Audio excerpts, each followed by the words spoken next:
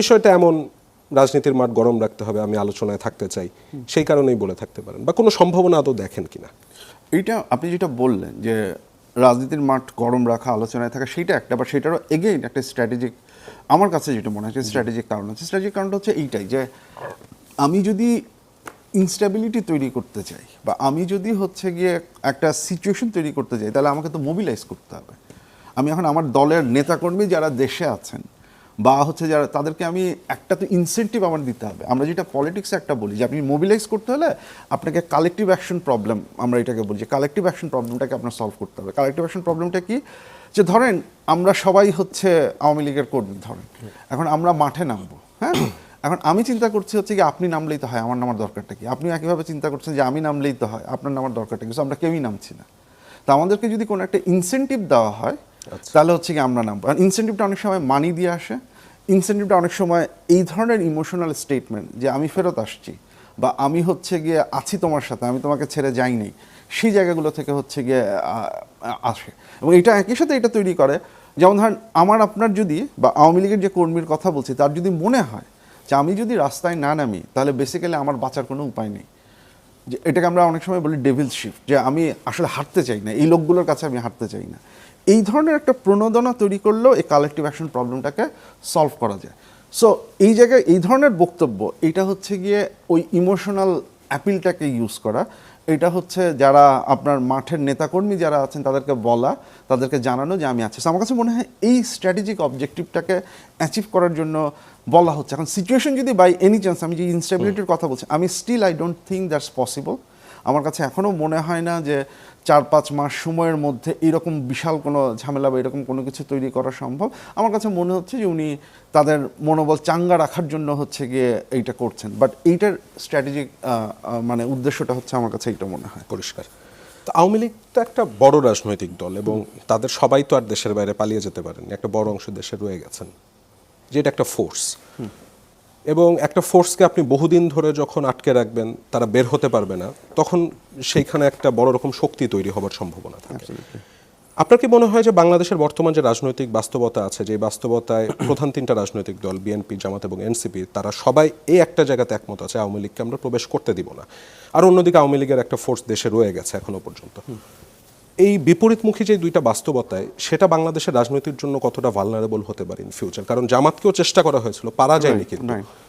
দেখুন, to be very honest with you, আমি ব্যক্তিগতভাবে রাজনৈতিক দল নিষিদ্ধ করা এক্সিকিউটিভ অর্ডারের মাধ্যমে এটাকে আমি সমর্থন করি না। এটা কাজ করে না, ইট ডাজন্ট ওয়ার্ক। আপনি একটা পলিটিক্যাল পার্টিকে, এবং তার সবচেয়ে বড় কথা যে একটা পলিটিক্যাল পার্টি যদি হচ্ছে গিয়ে তার একটা সাপোর্টার গ্রুপ থাকে, তার যদি একটা সিগনিফিক্যান্ট কনজিউমার থাকে যারা এই পলিটিক্যাল পার্টি যা বলতে চাচ্ছে সেটা তারা কিনতে আগ্রহী, এরকম একটা সিচুয়েশনে সেই পলিটিক্যাল পার্টিকে আপনি এত সহজে ব্যান করতে পারবেন না, ইটস নট পসিবল। এবং এই ধরনের ব্যান যেটা এক্সিকিউটিভ অর্ডারের মাধ্যমে যেটা করা হয়, সেটা অতীতে কখনো হচ্ছে গিয়ে খুব বেশি কাজ করেছে বলে আমরা দেখিনি। আপনি পছন্দ করুন বা নাই করুন, আওয়ামী লীগের একটা সিগনিফিক্যান্ট পোর্শন ভোট আছে। এখন এই ভোটটা কত পার্সেন্ট এটা আমরা জানি না। আমরা নির্বাচনের আগে বিভিন্ন জরিপে যেটা দেখেছি সেটা 17-18% মতো হতে পারে। আমার একটা রাফ এস্টিমেট যেটা আছে, যে আমি যদি 2008-এর নির্বাচনের যেই মানে ভোটের অংশ দেখি, যদি আপনার সেটা পছন্দ না হয়, আপনি 2001-এরটাও যদি দেখেন, 2001-এ 75%, তো এইবার এসেছে 59%। এখন আওয়ামী লীগের কিছু ভোটার তো হচ্ছে গিয়ে ভোট দিতে গেছে রাফলি, তারপরেও যদি আমি ধরে নিই 75 - 59, 16% ভোটার 2001-এর তুলনায় ভোট দিতে আসেনি। দের ইজ আ পসিবিলিটি যে এই ভোটগুলো হয়তো কোনো একটা নির্দিষ্ট দলের হতে পারে। এগেইন আমাদের হাতে কোনো ডাটা এখন পর্যন্ত নেই, বাট আমি এটা একটা হাইপোথিসিস, আমরা এটা একটা হাইপোথিসের মতো। বাট ইলেকশনের আগে যে কিছু জরিপ আছে সেখানে দেখা গিয়েছিল যে আওয়ামী লীগের তখনও বেশ কিছু মানুষ ভোট মানে তাদের মতামত প্রকাশ করেনি, তারপরে 17-18%-এর মতো একটা পার্সেন্টেজ ছিল। এসেনশিয়ালি এই রকম ভোটার বেস যখন আপনার থাকবে, আপনি ব্যান করে এই পার্টিকে আপনি হচ্ছে গিয়ে বন্ধ করতে পারবেন না। আপনার কি করতে হয়, আপনি একটা পার্টিকে কিভাবে ডিল করেন এই জায়গায়, আপনাকে পার্টিটাকে ইররিলেভেন্ট করে দিতে হয়। আপনি যদি দেখেন মুসলিম লীগকে কিন্তু নিষিদ্ধ করতে হয়নি। যেই মুসলিম লীগ 47-এ সিগনিফিকেন্ট ছিল, যেটা নিয়ে তো খুব বিখ্যাত একটা লেখা আছে, আমার নামটা মনে পড়ছে না, বাট এনিওয়ে সেই মুসলিম লীগের ইররিলেভেন্ট হতে 10 বছরও সময় লাগেনি। ইনফ্যাক্ট যুক্তফ্রন্টের ইলেকশনের নির্বাচনের পরে 54 নির্বাচনের পরেই ইট কেম ভেরি ক্লোজ টু ইররিলেভেন্স। আর ইররিলেভেন্সটা কখন হয়? যখন আপনি যেই ইস্যু বা যেই বিষয় নিয়ে হচ্ছে গিয়ে পলিটিক্স করছেন সেই প্লেসটা কেউ দখল করে নিচ্ছে। এখন আওয়ামী লীগ 71 তার একটা বিশাল জায়গা, এবং একই সাথে হচ্ছে গিয়ে আওয়ামী লীগের প্রতি আমরা, যদিও আমি মনে করি যে আওয়ামী লীগকে আসলে সেকুলার বা লিবারাল পলিটিক্যাল পার্টি বলা যায় না, তারপরে একটা সেকুলার লিবারালদের একটা বড় অংশের সিম্প্যাথি আওয়ামী লীগের আছে। এখন এই যার সাথে আরেকজন লিবারাল ডিসএগ্রি করতে পারেন, এবং সেখানে হচ্ছে কি একটা সর্ট অফ ডিসকাশনের মাধ্যমে সোসাইটিতে একটা লিবারাল ভ্যালুর একটা এসে দাঁড়াতে পারে, সেই প্রচেষ্টা তো নেই। As a result of that, যেটা আমি বললাম যে এই প্রোগ্রেসিভ ধারণাটা এইখানে হচ্ছে গিয়ে অনেক বেশি উইকেন একটা জায়গায় হচ্ছে গিয়ে চলে আসছে, যার ফলটা আমরা ভোগ করছি। আমি রিসেন্টলি তো দেখলেনি যে শেখ হাসিনা ফিরে আসবে কি আসবে না, এসব নিয়ে বেশ বড় রকমের আলোচনা হচ্ছে। গতকালই ভারতের পররাষ্ট্র মন্ত্রণালয়ের মুখপাত্র রণধীর জয়সওয়াল যেটি বলেছেন যে শেখ হাসিনাকে প্রত্যর্পণের অনুরোধ পরীক্ষা করে দেখা হচ্ছে, ভারত সেটা পরীক্ষা করে দেখছে। তো আমি রিসেন্টলি আপনি আওয়ামী লীগের ফিরে আসা নিয়ে বেশ লম্বা একটা অ্যানালিসিস করেছেন, যার একটা অংশে আপনি লিখেছেন যে Awami League's denial is interestingly something the party learn from Jamaat Islam. If Jamaat Islam can succeed without acknowledging its role during liberation war, if the party can succeed without acknowledging the nation's achievement in 1971, why cannot Awami League do the same? প্রশ্নটা রেখেছেন। আপনার কাছে কি মানে আওয়ামী লীগ এবং জামাতের বর্তমান চরিত্রগত কাঠামো একই রকম মনে হচ্ছে? দেখুন, আমি টু সাম এক্সটেন্ট আমি যেটা বলছিলাম যে স্ট্র্যাটেজিক্যালি এই মানে আওয়ামী লীগের যে, দেখুন আওয়ামী লীগের আমি যেটা ওইখানেও লিখেছি যে আওয়ামী লীগের সামনে অপশন ছিল তো মোটা দাগে দুইটা, যদি আপনি ভাঙেন তাহলে তিনটা। একটা তো হচ্ছে গিয়ে তার যে রোল সেটাকে সে একটা অ্যানালাইসিস করে identify the people who R associated with them, তাদেরকে ডিজোন করে পার্টির একটা ইন্টারনাল রিফর্ম নিয়ে এসে পার্টির কোথায় কোথায় সমস্যা হচ্ছে সেটা নিয়ে ডিসকাস করে একটা পার্টিটাকে হচ্ছে গিয়ে আবারও একটা আলোচনায় রিলেভেন্সে নিয়ে আসা। এটা হচ্ছে একটা রাস্তা। আওয়ামী লীগ তো সেটা নেয়নি। এখন আমি যেটা বলার চেষ্টা করেছি এটা কারণ হচ্ছে Awami League as a party আসলে কি, এইটা আমরা যত যাই বলি Awami League is not an ideology driven বা liberal political party, Awami League নাই। এইটা হচ্ছে কি যারা এখনো মনে করেন তাদেরকে বুঝতে হবে। কখনো কি ছিল? দেখুন, এই পার্টিটা যখন গঠিত হয়েছে, সে যখন তার আইডেন্টিটিটা তৈরি করবার চেষ্টা করেছে, ওই সামাজিক বাস্তবতায় সে পুরোপুরি লেফট না হলেও, মানে again liberal conservative spectrum, centre of the left একটা পজিশনে আওয়ামী লীগ ছিল। তারপরে আস্তে আস্তে সেটা centre of the left position থেকে রাইটে সরেছে। কিন্তু আপনি যদি দেখেন আওয়ামী লীগের অবস্থান পরবর্তীতে, আপনি রাইটসের ব্যাপারে, অধিকারের ব্যাপারে আওয়ামী লীগের অবস্থান, এটা কখনোই হচ্ছে গিয়ে আপনি স্টেটের এত ওভার পাওয়ারফুল রোল, এটা কোনো সেন্ট্রাল লেফট পজিশন হইতে পারে না, এটা সেন্ট্রাল লেফট পজিশন না। আপনি রিলিজিয়াসিটিকে আওয়ামী লীগ যেভাবে ব্যবহার করেছে, এইটা কখনোই হচ্ছে গিয়ে কোনো সেন্ট্রাল লেফট বা কোনো সেন্ট্রিস্ট পলিটিক্যাল পার্টির ইস্যু হতে পারে না। আপনি আপনার দলের নেত্রী যখন হচ্ছে গিয়ে বলেন যে রাষ্ট্র কাঠামো পরিচালিত হবে হচ্ছে গিয়ে আপনার ধর্মীয় যে বিধান আছে সেই অনুসারে, সেটা তো কখনো কোনোভাবেই কোনো সেন্ট্রিস্ট পলিটিক্যাল পার্টির বক্তব্য হতে পারে না। আপনি যখন হচ্ছে হেফাজতে ইসলাম এবং অন্যদের সাথে আপনি যখন একটা আন্ডারস্ট্যান্ডিংয়ে এসে আপনার ক্ষমতাকে সুসংহত করতে চান, সেটা তো কোনোভাবেই কোনো সেন্ট্রিস্ট বা কোনো সেন্ট্রিস্ট লিবারাল পলিটিক্যাল পার্টির পজিশন হতে পারে না। সো আওয়ামী লীগ সেই পলিটিক্যাল পার্টি ছিল না। আওয়ামী লীগ যে সরে এসে আওয়ামী লীগ এই জায়গাটায় এসেছে, এবং আওয়ামী লীগের যে কারণে এই কথাটা হচ্ছে, আওয়ামী লীগ একটা ডাইনেস্টি ডিপেন্ডেন্ট পার্টি। এই জায়গাটা আওয়ামী লীগ পরিণত হয়েছে 72 এর পর থেকে, এটা একটা ডাইনেস্টি। এই ডাইনেস্টি টিকে থাকার জন্য আপনার এমন একজনকে লাগবে, আপনার হচ্ছে কি সেই পরিবারের একজনকে লাগবে। সো তাকে সরিয়ে বা তিনি যাদের পছন্দ করেন তাদেরকে সরিয়ে রিফর্ম, এইটা আওয়ামী লীগের পক্ষে সম্ভব না। As a result of that Awami League তার সেকেন্ড স্ট্র্যাটেজিতে গেছে, সেটা হচ্ছে ডিনায়ালের জন্য আপনি দেখবেন হচ্ছে গিয়ে জুলাইকে অস্বীকার করা, জুলাই যে একটা গভীর ষড়যন্ত্র ছিল, জুলাইয়ের পেছনে যে অন্য অনেকের রোল ছিল, এই সকল গল্প, এই সকল কনস্পিরেসি প্রডিউস করা, এইটা হচ্ছে গিয়ে আওয়ামী লীগের একটা স্ট্র্যাটেজি। এবং এই ক্ষেত্রে তার লার্নিংটা হচ্ছে, আমি যেটা বলছি যে এই ক্ষেত্রে তার লার্নিংটা হচ্ছে জামাত ইসলামীর থেকে, যে জামাত ইসলামী যদি 71-কে হচ্ছে গিয়ে তারা তা ডিনাই করছে, এবং একই সাথে যেটা হচ্ছে যে আওয়ামী লীগ একটা ডিফিকাল্ট সিচুয়েশনে আছে। জামাত যখন একটা ডিফিকাল্ট সিচুয়েশনে ছিল, জামাত কী করেছে, জামাতের নেতৃবৃন্দ, জামাতের ছাত্র সংস্থার নেতৃবৃন্দ, তারা সবাই হচ্ছে আওয়ামী লীগের ভেতরে একটা হিডেন অবস্থায় ছিল। আওয়ামী লীগ কিন্তু, আওয়ামী লীগের জন্য সমস্যা হচ্ছে আওয়ামী লীগ এই কাজটা করতে পারবে না, কারণ এইখানে আবার আওয়ামী লীগের সাথে জামাতের একটা পার্থক্য আছে। আওয়ামী লীগ জামাতের মতো এরকম স্ট্রিক্ট ডিসিপ্লিন এনফোর্স করার মতো কোনো পলিটিক্যাল পার্টি না। আপনার যদি মনে থাকে 2018 সালের দিকে সে সময় একটা কথা উঠেছিল যে আওয়ামী লীগ 70-80টা আসন বিরোধী দলকে ছেড়ে দিবে। ছাড়তে পারেনি কেন? কারণ হচ্ছে আওয়ামী লীগের অনেক নেতাকর্মী যারা মনে করেছেন যে আমি জিততেছি, আমি কেন ছাড়বো, সো এই যে ডিসিপ্লিন এনফোর্স করা, এইটা আওয়ামী লীগ যেরকম পলিটিক্যাল পার্টি ডাইনেস্টি ওরিয়েন্টেড একটা ম্যাস মোবিলাইজেশন পার্টি, সে করতে পারবে না, এটা জামাত করতে পারে এবং জামাত করেছে আমরা দেখেছি। এবং জামাত 16-17 বছর অপেক্ষা করে একটা জাস্ট একটা অপরচুনিটির অপেক্ষায় ছিল যে কোন অপরচুনিটিতে এই লোকগুলো বের হয়ে আসবে। এইটা আওয়ামী লীগের পক্ষে 16-17 বছর অপেক্ষা করা সম্ভব না। আওয়ামী লীগ তাহলে তার পার্টি মেনটেন করতে পারবে না। আওয়ামী লীগের উপায় হচ্ছে একদিকে এই ডিনায়ালটা তৈরি করা, আরেকদিকে হচ্ছে গিয়ে ক্যাওটিক একটা সিচুয়েশন তৈরি করা, যে ক্যাওটিক একটা সিচুয়েশনে জুলাইয়ের লেজিটিমেসি নিয়ে কোয়েশ্চেন আসবে, বিএনপির লেজিটিমেসি নিয়ে কোয়েশ্চেন আসবে, এবং as a result of that যারা এর আগে পর্যন্ত যারা হচ্ছে গিয়ে ইভেন লিবারাল ভ্যালুজের লোকজন যারা ছিলেন, তারা যাতে হচ্ছে গিয়ে আওয়ামী লীগের প্রতি সহানুভূতিশীল হন। So this is a strategic position. এই স্ট্র্যাটেজিক পজিশনটার জন্য হচ্ছে গিয়ে আওয়ামী লীগ আমার ধারণা এই কাজগুলো হচ্ছে গিয়ে করে যাচ্ছে। এবং এই ক্ষেত্রে আমি যে মিলের জায়গাটা হচ্ছে ওই জায়গাটাতে যে আমি কিভাবে এই মানে এই ন্যারেটিভটা হচ্ছে গিয়ে ডিনায়ালটাকে তৈরি করতে পারি। কিন্তু এই ন্যারেটিভ বিল্ড আপ জামাত কতটুকু করতে পেরেছে আমি বলতে পারবো না, মানুষ তো তা বিশ্বাস করে না। মানে সাধারণ মানুষ জুলাই দেখেছে, সাধারণ মানুষ যারা আছে তারা 71-এ বিশ্বাস করে, এবং এই দুটো বাস্তবতা বাদ দিয়ে আওয়ামী লীগের কি শুধু এই ডিনায়ালে থেকে আদৌ কখনো বাংলাদেশের রাজনীতিতে লেজিটিমেট ভাবে ফিরে আসা সম্ভব?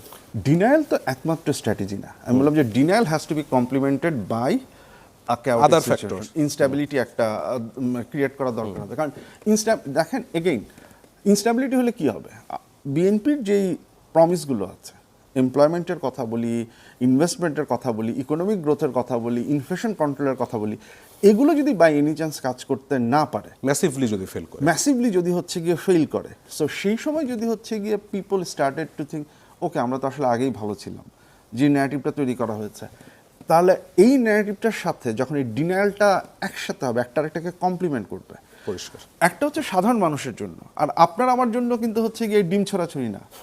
আওয়ামী লীগ যখন হচ্ছে গিয়ে ডিম ছড়ে, এতে কিন্তু ধরেন হচ্ছে সব আমরা কিন্তু আচ্ছা ডিমটা তো জায়গা মতো লেগেছে, সো খুব ভালো একটা কাজ হয়েছে, we don't feel like that. ডিম ছড়াটা হচ্ছে তার একদম লয়াল সাপোর্টারদের জন্য যে আমরা আছি, তারাও অ্যাক্টিভ থাকলো। আপনার হচ্ছে ইনস্টেবিলিটি হচ্ছে সাধারণ মানুষ যাতে হচ্ছে গিয়ে সাথে আসে। আর যেটা আমি বললাম যে এই ডিনায়ালটা এবং ডিনায়ালের কনস্পিরেসিটা তৈরি করার উদ্দেশ্যটা হচ্ছে গিয়ে ওই সন্দেহটা ঢুকিয়ে দেওয়া যারা মনে করছেন যে এসেনশিয়ালি জুলাইয়ের পরে যে লিবারেল ডেমোক্রেটিক অর্ডার তৈরি হওয়ার কথা ছিল সেটা হচ্ছে না। এইখানে বেসিক্যালি হচ্ছে কি একটা চরম ডানপন্থার উত্থান হচ্ছে, এইটার সাথে তারা কনস্পিরেসিটাকে লিঙ্ক করার চেষ্টা করছেন। সো এটা একটা 3-pronged স্ট্র্যাটেজি আমার কাছে মনে হয় যেটা কাজ করছে। তো এমন একটা বাস্তবতায় শেখ হাসিনা যখন ঘোষণা দেন তিনি ডিসেম্বরে আসছেন বা আসবেন, তার নেতাকর্মী বা সিনিয়র নেতাদেরকে নিয়ে আত্মসমর্পণ করবেন, এই আলোচনার মানে এই তার অবস্থানকে আপনি কিভাবে দেখেন? এটা কি উনি বুঝে শুনে মনে হয় যে বলেছেন, নাকি জায়গাটুক যতদিন পর্যন্ত খালি থাকবে ততদিন পর্যন্ত আওয়ামী লীগের টিকে থাকার এবং ফেরত আসার পসিবিলিটি থাকবে? জামাত ইসলামী যতবার বাংলাদেশের মুক্তিযুদ্ধকে আক্রমণ করবে আওয়ামী লীগের টিকে থাকার পসিবিলিটি থাকবে। অন্য যে কোনো রাজনৈতিক দল যতবার 71-এর অর্জন নিয়ে প্রশ্ন তুলবে ততবার আওয়ামী লীগের রিলেভেন্স থাকার হচ্ছে গিয়ে পসিবিলিটি থাকবে। যতবার এই দেশে হচ্ছে inclusivity, rights, religious minority rights, ethnic minority rights এগুলো নিয়ে আপত্তি উঠবে, যতবার হচ্ছে গিয়ে আমরা এই ধরনের কার্যক্রম দেখব ততবার আওয়ামী লীগের রিলেভেন্ট হওয়ার জায়গা থাকবে। বাট এথনিক মাইনরিটি রাইটস বা সংখ্যালঘুদের যে কথা বলছেন, এটা তো আওয়ামী লীগের সময় প্রচুর লঙ্ঘিত হয়েছে, কিন্তু ওই যেটা আমি বললাম যে পারসেপশন যেটা যে কারণে বিএনপি মুক্তিযুদ্ধ নিয়ে কথা বললেও বিএনপি ওই জায়গাটা যেতে পারবে না বলছেন। বাট সম্ভব, বিএনপির পক্ষে সম্ভব যে সম্ভব না। কিন্তু বিএনপির বিপদ যেটা হচ্ছে যে বিএনপি তো শুধুমাত্র এই ধরুন এই লিনিং লোকের ভোটে তো বিএনপি ক্ষমতা আসে না, বিএনপি তো রাইট উইং এর ভোটও আছে। যে কথাটা আমি বলতে চাচ্ছিলাম, এমন কোনো পলিটিক্যাল পার্টি বা ফোর্সের যদি ইমার্জ হয় যারা এই ভ্যাকুয়াম জায়গাটাকে দখল করে নিতে পারে, যারা 71-কে ওন করবে, যারা ইন্ডিভিজুয়াল রাইটস বা এই যে রাইটস যেগুলো বলছি, ইনক্লুসিভিটির যে জায়গাটা বলছি সেটাকে হচ্ছে গিয়ে তারা ধারণ করবে, তারা হচ্ছে এই লিবারাল ডেমোক্রেটিক ফ্রেমওয়ার্কটার ব্যাপারে কমিটমেন্ট দেখাতে পারবে। সেই কমিটমেন্ট দেখানোর মাধ্যমে আওয়ামী লীগ থেকে যেই লিবারাল অংশটা ডিফেক্ট করেছে তাদেরকে যারা নিয়ে আসতে পারবে, এই ঘটনাটা যদি ঘটে শুধুমাত্র তখনই আওয়ামী লীগের ইররিলেভেন্ট হওয়ার একটা পসিবিলিটি আছে। কিন্তু যতদিন পর্যন্ত সেটা না হবে ততদিন পর্যন্ত হচ্ছে গিয়ে এইটা একটা থাকবে। এবং আপনি যে কথাটা বলছিলেন যে you are absolutely right that right now Awami লীগের ব্যাপারে বিএনপি, জামাত, এনসিপির একটা মতৈক্য আছে, কিন্তু আমরা হিস্ট্রিতে দেখেন এইসব মতৈক্য বা ক্যালকুলেশন এটা মানে এটা কি সারা জীবন টিকে থাকে? 2001 সালে কি আপনি চিন্তা করতে পেরেছিলেন যে 4 দলীয় যে ঐক্যজোট ক্ষমতায় আসছে 25 বছরের মাথায় সে 4 দলীয় ঐক্যজোটের দুইটা প্রধান মিত্র হবে হচ্ছে গিয়ে সবচাইতে প্রধান শত্রু? এটা কি আমরা 2001-এ চিন্তা করতে পেরেছিলাম? আমরা কি আদৌ এই ধরনের কোনো সিচুয়েশন আমরা চিন্তা করতে পেরেছিলাম কিনা? 2006-এও এসে আপনি কি চিন্তা করতে পেরেছিলেন যে 2014-15-তে এসে হেফাজতের কোনো একটা মিটিংয়ে শেখ হাসিনাকে কওমি জননী ঘোষণা করা হবে? এটা কি আপনি চিন্তা করতে পেরেছিলেন 2001-2-এর দিকে বা 96 সালে, আরও 96 থেকে 2001-এর যে আওয়ামী লীগ সরকার, সেটা কি আপনি চিন্তা করতে পেরেছিলেন? Politics always make strange bed ফেলোস, আমরা যে কথাটা বলি। জামাত যদি দেখে আওয়ামী লীগের ফেরত আসলে বিএনপির ভোট কমে যাবে, বা বিএনপির যে ভোটগুলো, যেমন এইবারের নির্বাচনে তো আওয়ামী লীগের বেশ কিছু ভোট বিএনপিতে গেছে, সো যদি এই ভোটটাকে জামাতেও গেছে, অবশ্য জামাতেও গেছে, কিন্তু এসেনশিয়ালি আপনি যদি দেখেন হিসাব অনুযায়ী, স্পেসিফিক্যালি আপনি যদি সুনামগঞ্জের দিকে দেখেন, তারপরে হচ্ছে গিয়ে আপনি খুলনাতে দেখেন, একটা বড় অংশের ভোট হচ্ছে গিয়ে আপনার আওয়ামী লীগের ভোট এইদিকে গেছে।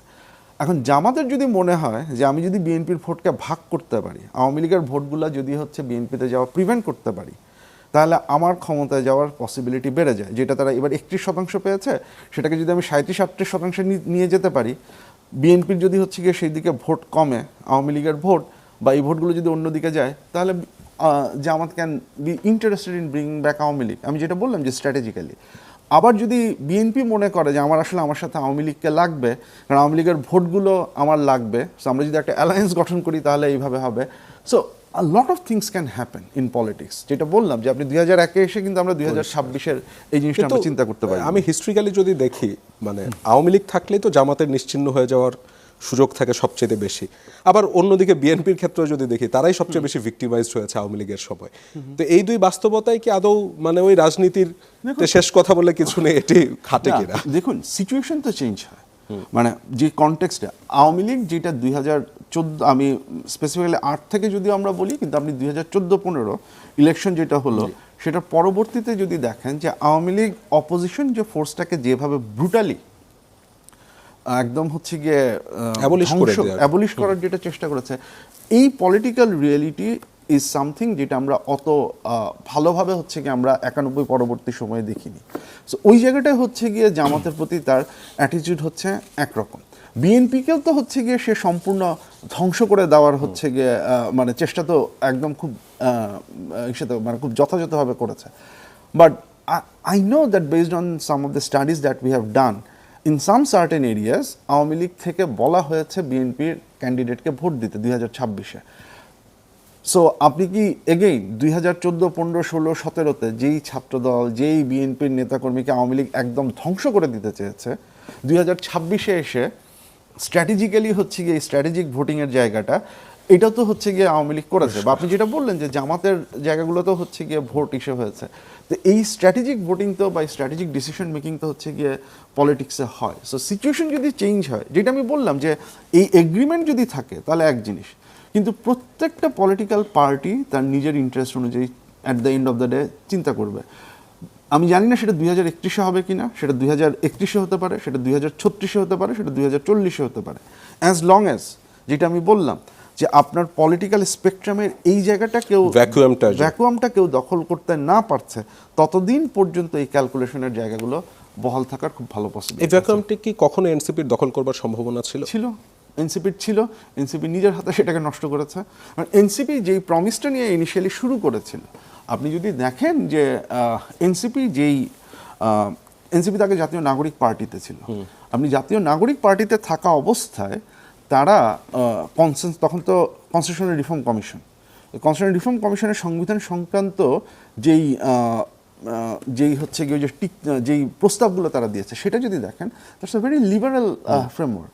আপনি যদি এসেনশিয়ালি এনসিপির পজিশনগুলো দেখেন, জাতিসত্তার কোয়েশ্চেনে NCP was very clear about that. And to be very honest, এনসিপির মধ্যে এমন অনেকেই আছেন তারা বেসিক্যালি মনে করেন যে রাষ্ট্রের হচ্ছে গিয়ে নিজস্ব ধর্ম থাকার বিষয়টা নিয়ে প্রশ্ন করা উচিত। একটা মানে কঠিন লিবারেল একটা আইডিয়া ছিল, এবং এই ডিসকোর্সটা was very healthy within NCP. এটা যে তারা সবাই মিলে গ্রহণ করেছেন তা না, বাট এই ডিসকোর্সটা হচ্ছে গিয়ে এনসিপির মধ্যে ছিল। আনফর্চুনেটলি দুইটা ঘটনা ঘটেছে। এক, ফর সাম রিজন তারা যে কোনো একটা পলিটিক্যাল পার্টি গঠনের জন্য মানুষের কাছে যাওয়া, আপনি বিএনপির গঠন দেখেন, আওয়ামী লীগের গঠন দেখেন, সো এই যে আওয়ামী লীগ বড় পলিটিক্যাল পার্টি হতে পেরেছে, এটার পেছনে বঙ্গবন্ধুর একটা সিগনিফিকেন্ট রোল ছিল মানুষের কাছে যাওয়া, দলের হয়ে হচ্ছে গিয়ে বিভিন্ন জায়গায় ছড়িয়ে পড়া। জিয়াউর রহমানের যে রোল বিএনপিকে এস্টাবলিশ করার জন্য একদম বাংলাদেশের আনাচে কানাচে হচ্ছে গিয়ে যাওয়া, আপনি এনসিপিকে সেই রোলটা প্লে করতে দেখেছেন কিনা?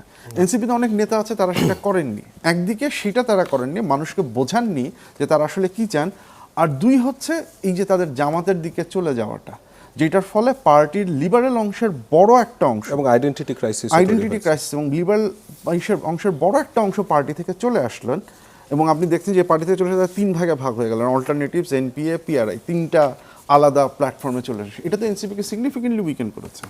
আমরা প্রফেসর শান আলোচনার প্রায় শেষে চলে আসছিলাম। আপনি রিসেন্ট একটা ইন্টারভিউ দিয়েছেন প্রথম আলোতে, সেখানে আপনি বলছেন যে এখন বিপদটা হচ্ছে আমরা এখন এমন এক সময়ে পৌঁছে গিয়েছি যেখানে রাজনৈতিক ট্রাইবালিজম বা গোত্রতন্ত্র বলা যায়, এবং সেই গোত্রতন্ত্র আপনি বলছেন যে একটা রাইট উইংয়ের উত্থান হয়েছে, এবং অন্তর্বর্তী সরকার 18 মাস এবং বর্তমান সরকারের 5 মাসে আমরা এই রাজনৈতিক ট্রাইবালিজমের বিস্তার দেখেছি। বাট এমন বিস্তার বা এমন গোত্রতন্ত্রকে আমরা আওয়ামী লীগের